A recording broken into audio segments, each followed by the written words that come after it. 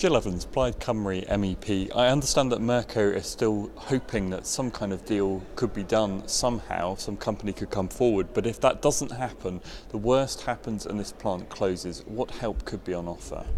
Well, the best option is, of course, to keep the jobs, and the impact of those job losses will be devastating, and so all efforts must be made to ensure the jobs are kept.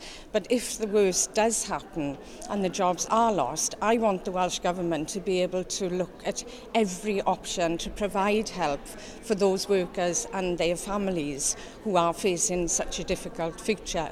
And one of those options is the fund that's available here in Europe, which is just for this kind of situation.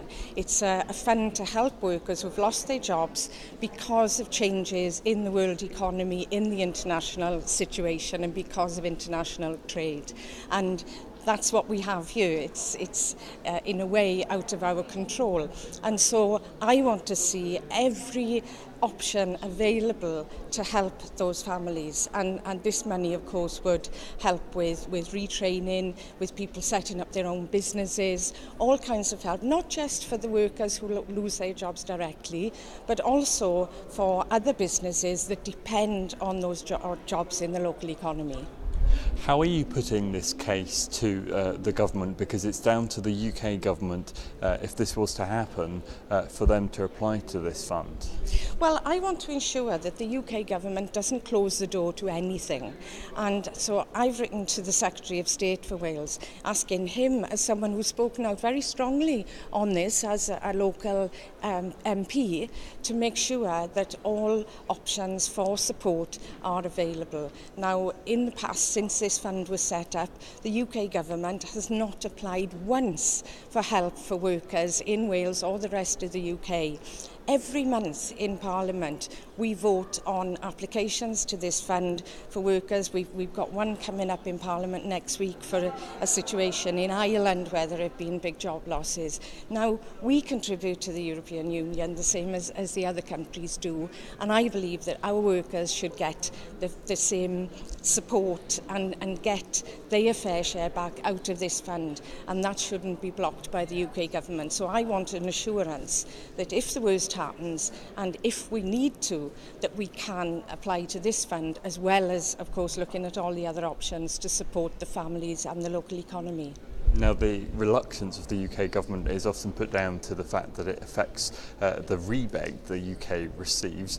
Given that the UK has not applied to this fund, at least not for a very long time, what's your chance of success this time round?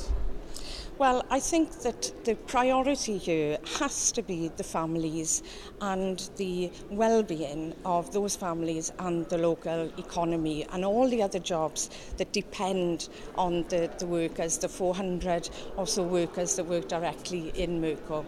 Now, that's the top priority for me, and I believe that that should be the top priority for the UK government, and they should be looking at all options available to provide support and to enable the Welsh Government to put forward a package that really will make a difference. And so we shouldn't have anything ruled out. And that's what I want some assurances on, that if the time comes where we need to, that we can apply to that fund as well. Let's be clear, what does this is called the European Global Adjustment Fund. What does it allow? How can it be used? What can it be used for? Well, it can be used for retraining, for helping people to look for other jobs. It can help in certain circumstances for employees to take over running companies, and it can also help with entrepreneurship and helping people setting up their own businesses. So there's a whole range of support available there, and of course different people need different kinds of support within the community, within the local economy. There's a need for different kinds of support, and what would have to be done, of course, is for the Welsh Government to prepare a very detailed case for what was needed and what kind of funding was needed before the application could be made. What I want to ensure is that help is available and it's not ruled out at this stage.